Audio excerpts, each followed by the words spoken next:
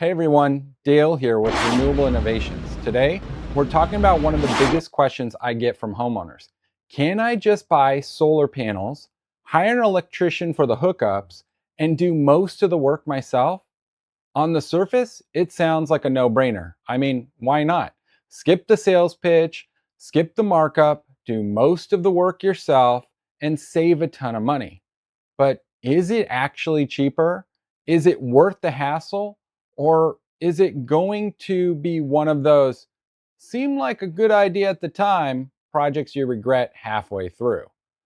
I'm not just going to give you yes or no in this video. I'm going to actually walk you through it step by step using real world examples on a 20 panel system, which will come out to be about 8 to 9 kilowatts using microinverters. And I chose them because if you're going to go the DIY route, this is safer and honestly more homeowner friendly of a path for you. I'll break down the costs, the steps, and the hurdles you'll likely face. Then we'll compare that to a turnkey system from Axia by Qcells so you can see the full price difference. And along the way, I'll give you some insider perspective from the hundreds of installs I've been a part of. So you're going to really get an eye opening in this particular video, not just your wallet.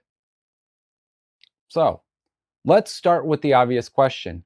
Why do people even think about a DIY solar project in the first place? Well, if you've been shopping around, you've probably seen quotes anywhere from $20,000 to $40,000 for a professionally installed system, depending on the equipment, warranties, and the installer's overhead. Then you hop online and you do a little Googling and you can see a 20 panel solar kit, which includes panels, inverters, cabling, for maybe half that price. Suddenly, you're thinking, why would I pay double when I can just hire an electrician to hook this all up? And honestly, I get it. That's exactly how a lot of people get drawn into the DIY idea. On paper, it makes perfect sense. But the reality is, solar is not just panels and wires.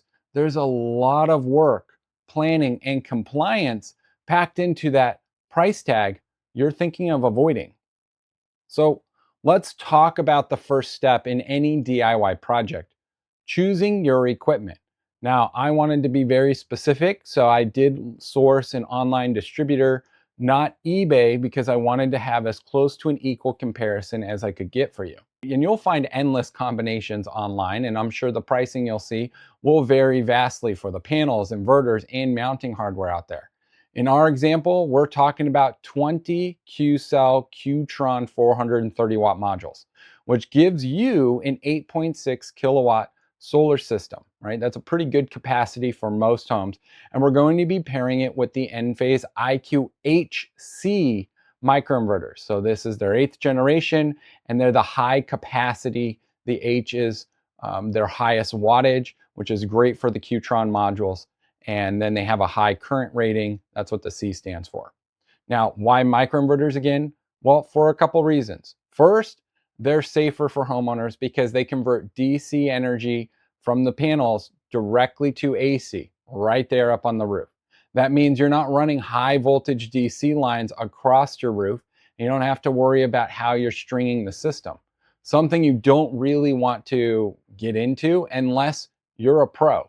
Second, they make troubleshooting a lot easier. If one panel has a problem, the rest of your system keeps working and producing power. And third, they give you panel level monitoring, so you can actually see that you screwed up along the way and go up on the roof and fix it. So that's pretty valuable when you're doing it yourself. Plus, from an installation standpoint, microinverters do tend to be simplified in the form of wiring.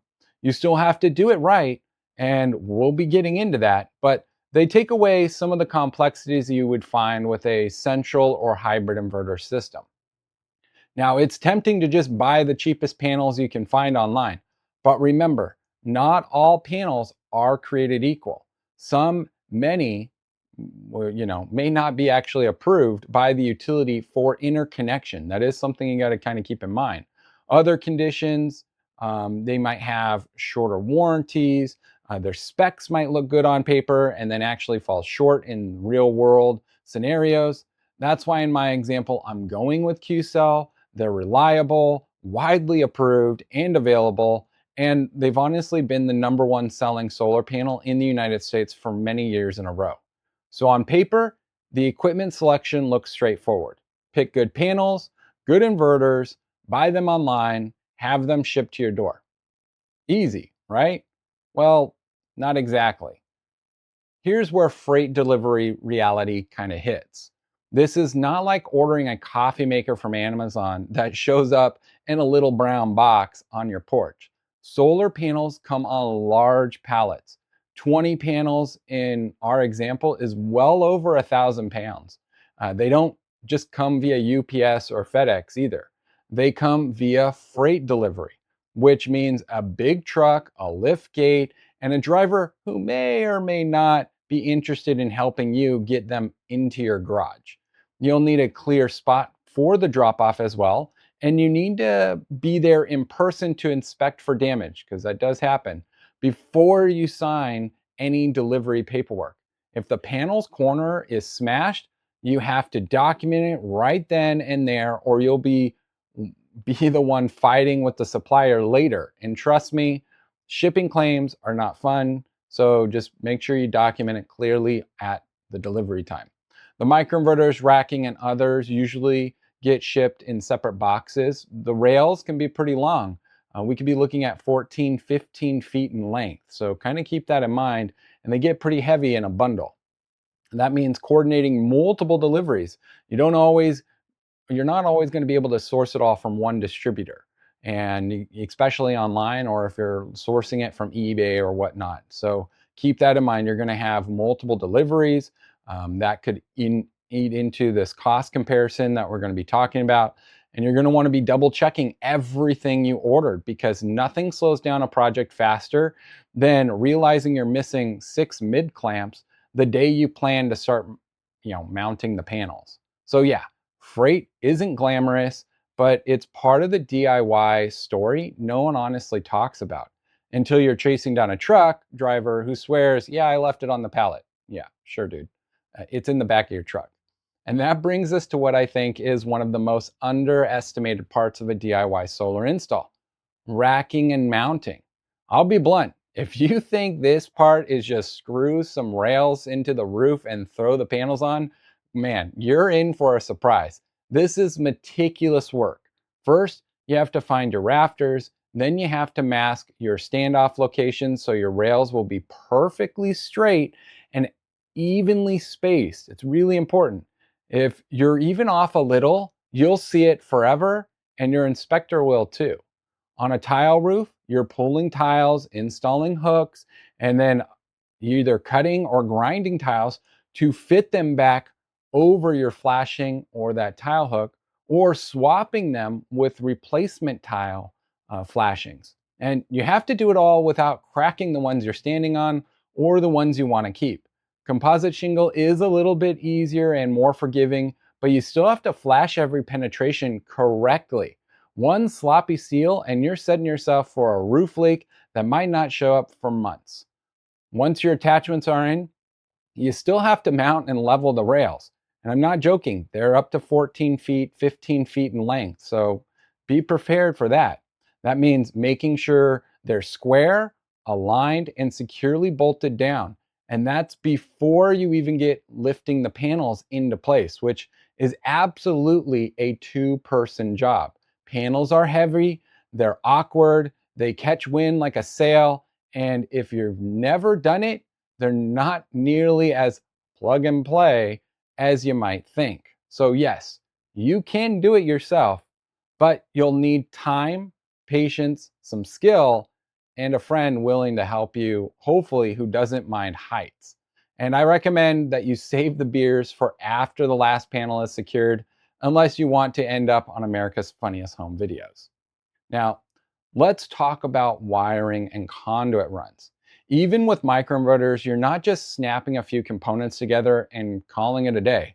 On the roof, you'll be using EMT conduit, not PVC, typically to meet code requirements. And every point where you're transitioned from chunk cable to number 10 PV rated wire needs to be in properly bonded enclosures with ground bushings. Yes, solar wire is a special thing. It really exists. It has a special UV resistance, rated for outdoor use, and designed to last decades compared to other types of wire jackets. Now, from the roof, your conduit needs to run down to the electrical service area. You can't just have fully exposed wire, it needs to be enclosed. So you'll need a properly sized disconnect, breakers, and in many cases, a rapid shutdown device to meet National Electrical Code requirements. And unless you're comfortable working inside electrical panel and know your local code, you'll need a licensed electrician to handle the final tie-in. In fact, for permits and inspections, that's almost always mandatory.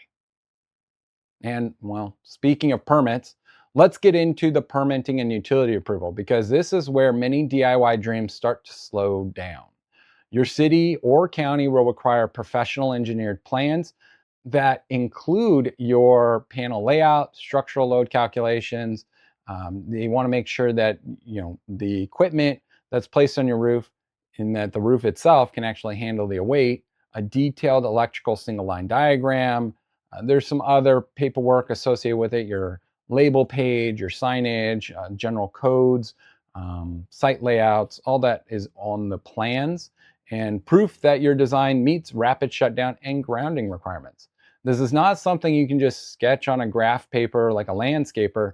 This is why many companies work with professional engineers to design your system, stamp the plan set, and make sure it meets your local code. Now, we here at Renewable Innovations can also help for submitting and guiding you through the corrections for the city if they have any. And trust me, they almost always have questions or corrections for you. So keep that in mind. And we do offer plan set design services. We work with engineers that can curate those plans, and we can make sure to design it to whatever equipment that you've purchased. And that way you have a full set of plans. Some of the DIY kits out there do have like a template plan set that you can use and then kind of fill in.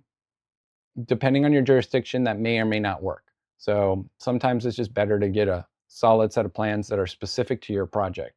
But even once you have the building permit, you're still not done.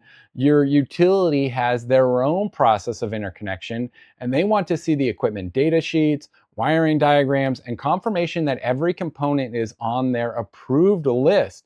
Specifically here in California, there's a CEC approval list for the modules, the inverters, the batteries, you name it.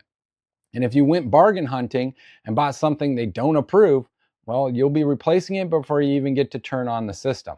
And even when everything is perfect, utility approval can still take weeks or months if you're not familiar with the process. Now, what if you want to add a battery? Well, this is where things get trickier. Most major battery manufacturers require to be certified to purchase, install, and activate their products. Without that certification, you might not even be able to buy the battery in the first place. And if you do, you'll still need someone certified to turn it on for you. That's where Renewable Innovations can come into hand. We can step in. We offer consulting and activation services for DIY battery installs and solar systems, making sure the system, but we definitely make sure that the system is wired correctly and meets all the manufacturer's requirements. So we will be meticulous in going and reviewing your site and ensuring everything's in place. We don't always just take the inspector's word for it, because they don't always test the equipment. Sometimes they just look at a couple things and then they sign off and leave. But finding a solar company to just do the battery part of your install, even your solar aspect of it, if you bought all the equipment, it's pretty tough. Most companies either do the whole job or none of it at all. And that could change once the federal tax credit sunsets on December 31st, 2025, and the market actually slows down. But for now, it's a challenge to get a solar company to do the work and you procure the equipment. There are some DIY friendlier battery options like Enphase. They have an AC coupled battery. They were offering a DIY program. I don't know if that program is still available, but especially if you're using the Enphase microinverters, you might as well look at their battery system and see if you can procure the equipment for installation. I believe Franklin Whole Home with the A-Power 2 was kind of open some DIY projects for homeowners, though that one does offer higher performance and a bit more openness. So just kind of keep that in mind. You want to reach out to any of these manufacturers to see if they approve it first. Tesla's definitely going to be a no-go. You definitely need to be a certified installer to be able to commission their systems. So kind of keep that in mind. But there are other brands that are open to it that I can't think of off the top of my head. But even with these, you're going to want a licensed electrician for the wiring and breaker work, not just for safety, but to just keep the warranty intact. And honestly, I think it's just better for everyone if you hire an electrician for the electrical work. That's really where things start to get interesting. Now, here's the exciting part. This is what you've been watching and waiting for as I've been reading my script on my computer monitor down below. Now, let's talk about what this all costs. Real world DIY numbers for a 20 panel system, 8.6 kilowatts using Enphase microinverters. And I almost went with AP systems to help simplify it. And I might show some of that in the overlay and the B footage. So you might see AP system options, but I just chose this random distributor, no affiliation with them, and we're just using their pricing. You're welcome to try and Google it and look for cheaper pricing from other distributors, but I just went with one location where I could kind of procure most of a package, or at least I would say 85% of it. They didn't have all the parts that I was looking for, but I added a miscellaneous section to this. So Qcell, 430 watt modules. These are the Qtron latest and greatest. Looking at $6,331. We got the Enphase IQ8 HC microinverters, high wattage, high current microinverters. Highly recommend these for these particular modules. You're looking at $4,829. Racking and hardware is roughly $1,900. Yeah, that's your attachments to the roof, and I did it based on tile, but it shouldn't change too much between tile and composition shingles. It might be a little bit cheaper on comp, and your railing that you use is also going to determine that. I wanted to go with K2 systems, but they didn't carry all the parts I needed, so I had to use Iron Ridge. No complaints, Iron Ridge still has a great product at the end of the day, and you won't be disappointed with either if you're able to secure K2 systems or Iron Ridge. Now, wiring, disconnects, and breakers. I also included the Enphase combiner box because you need the communication envoy to get those microinverters to start working. That's probably the most expensive part in this, and it comes in around $1,200. But everything else, you're probably looking in total about $2,250. You have freight and shipping. I put that at $650. Assuming you were able to procure it all from one distributor, that might be your best bet. Of course, you have engineered plan sets, which we can help you with our partnered engineers. That would be about $750. Maybe you can find it cheaper if you're able to source your own engineer directly and kind of talk to them. But if you consult with us, we're here to help you with your project. So you are getting a little bit more than just a set of plans. Of course, permitting fees, they're almost always around $500. California actually passed legislation for that. So usually you cap out at about $500. And then you need a licensed electrician to do the battery installation or the solar connections, pulling wires, stuff along those lines, depending on what you didn't do electrically. I put that for 2 days at $2,500. So it could be a little more, it could be a little less, just really depends on the electrician. But to get them to come out for just 1 day, expect at least $1,000 for them. And if they bring an apprentice with them, it's going to be a little more. So I think $2,500 is more than fair for 2 days for a skilled electrician. Now, of course, I included miscellaneous tools and supplies. I put that at about $1,000 because you're going to have wire and other little miscellaneous things that you're going to do. So that puts your DIY total at about $20,709. That's just for reference, because a lot of people like to reference the cost per watt. Since we're only looking at the solar aspect, there's no battery included in this, you're at $2.41 a watt. And yes, assuming you do it all legally with permits, and you can still claim that 30% federal investment solar tax credit, which would bring your net cost down to roughly $14,500. And you still need to figure out the battery part. We weren't able to find a reputable distributor online, as I mentioned, that would sell the normal equipment. So, I can't just recommend anything to you and throw some pricing in. Now, let's talk about the turnkey Axia by Qcell option for the same system size. With Axia, you're getting Qcell Qtron 430 watt modules, same wattage class we used in the DIY example, but you're getting full design, permitting, and inspection handled by Qcell trained crews, utility interconnection from start to finish, 25-year workmanship warranty, and matching equipment warranties if you go all Qcell, like their Q Home Core. This would be assuming you did a PPA. Factory direct pricing, no inflated middleman markups, professional racking, flashings, and wiring done right the first time. And most importantly, if something breaks, you can call someone. They will fix it. For a 20 panel 8.6 kilowatt turnkey system, you're looking at about $21,930. That's $2.55 a watt for a solar only system before incentives. After that 30% federal investment tax credit, the price drops to about $15,351. So side by side, you can see the price difference isn't very big. Yeah, DIY saves you about 900 bucks. Whoop-de freaking do. But here's the thing, that's on paper. It doesn't factor in your time. A project like this can take several weekends, maybe even months if you're working a full-time job, especially if you're learning as you go. During that time, your power bill is still in full price.